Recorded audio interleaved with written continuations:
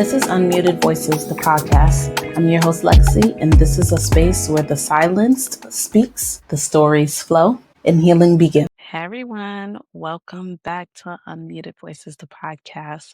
You're here for another episode with myself, Lexii. Again, I appreciate your time, your energy. Thank you for being here. You could be anywhere else in the world, watching anything else in the world, but you're here watching this. So your time and your energy is much appreciated in this space. So the name of this episode is The One Who Never Meant to Live. Crazy name for an episode, right? So just to dial back, if you missed the first episode, this is Unmuted Voices, the podcast. And this season, we're going to be talking about voices from the womb and really doing a deep dive on Black maternal health and sharing experiences. So this episode is really about my first experience being pregnant. It was at an interesting time in my life. It was at a time of transition, a time of a lot of change, and it was definitely unexpected and unplanned. Now, the name of the episode is The One That Was Never Meant to Live. Right? Crazy name to name it, but honestly and truly, I think that's how I feel about the situation. I had a miscarriage at 8 weeks. The doctor said the heart stopped beating. I was devastated. I was heartbroken. It was my first time ever being pregnant.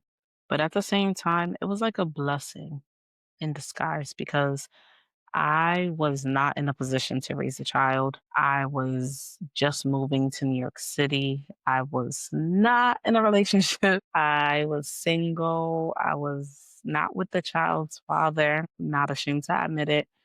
Having too much fun led to one other thing. And boom, I was pregnant. I've always wanted to have a baby at that point, and I was like, I'm gonna try. I'm gonna make this happen. It is what it is. And it just didn't work out.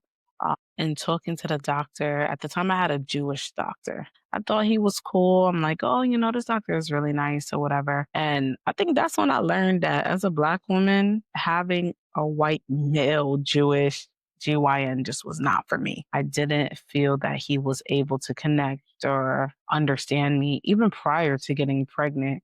I would be having these horrible periods and just not understanding my cycle and my body. And I'm like, what can I do? And they're like, oh, the only thing you can do is go on birth control. Now, I have been on birth control for many, many, many years. And birth control just was not an option for me that time around because I was already on it for so long. I had got to a point where I started having cysts, which was like part of the reason I was on birth control and led to multiple surgeries. I've had exploratory surgery. I thought I had endometriosis, and it was just a lot going on with my female health. And I think it's because of probably going on birth control so early and not really being educated about it. My mom not really being educated about it, and the effects of how it can have on your body. And really and truly, I was on it initially because I was having such bad periods and they were convinced that I had endometriosis. And yeah. So, that doctor was just like, "Oh, birth control, whatever."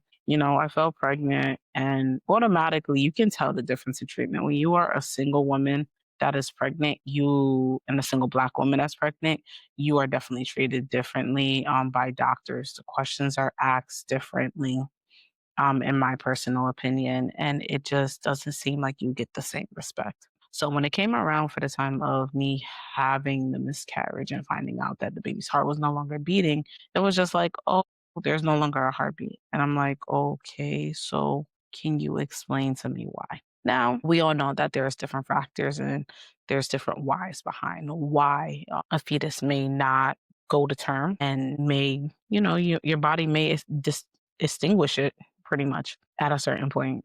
And I just couldn't understand. I couldn't wrap my head around it. Like I went for another opinion to the hospital or for them to tell me the same thing. And again, like I said, it probably was a blessing in disguise. I was not ready for that. I didn't want to be a single mom. And yeah, the having a DNC was rough. It was like the feeling of being empty after. It was a lot to get past, not understanding the mental portion of it. Like, why did this have to happen to me? I don't understand. Why did it have to happen to me? There was a lot of emotion involved in it, but it took a lot of healing as well, to be honest, because it was just like, you don't understand, like you're so excited, but at the same time, it's like, but can I really make it? So yeah, it was the one that was never meant to live. I never truly got a real reason from the doctor why I probably had that miscarriage. They were just like, oh, it just happens. And I couldn't accept that answer. So for me, I never went back to that doctor after I had the DNC. I never went back. It was like there was a lack of empathy. He just kind of shook it off to me, like as if it didn't mean anything. It is what it is. And that didn't feel great for me as a patient. Like the bedside manner just was not there. So following that miscarriage, I did go and find myself a Black GYN in the Long Island area, which I've been with, and she's been absolutely amazing. She's been there through my other two pregnancies, which we'll get into. But yeah, it's really crazy how doctors can make you feel so belittled. Like they make you feel like you're nothing or you're less than, or at least in my case, that's like how I felt in dealing with that doctor and having that experience. Yes, there are reasons why miscarriages could happen, but taking the time to speak with your patients and having that empathy is something that's super important to that journey. So yeah, that is that first journey in the first part of that episode. Again, my hope is that with these stories, I'm empowering others, I am helping others, I'm giving a voice to what I felt like was once silenced, and really just sharing my story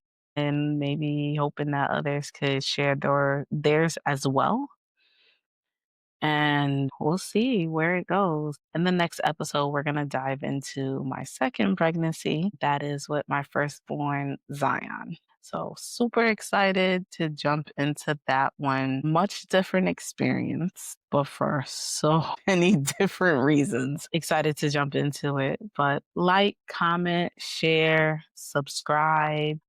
Take a look at our social media content. If this content resonates with you, let us know in the comments. If you'd like to share your story, reach out to me via email.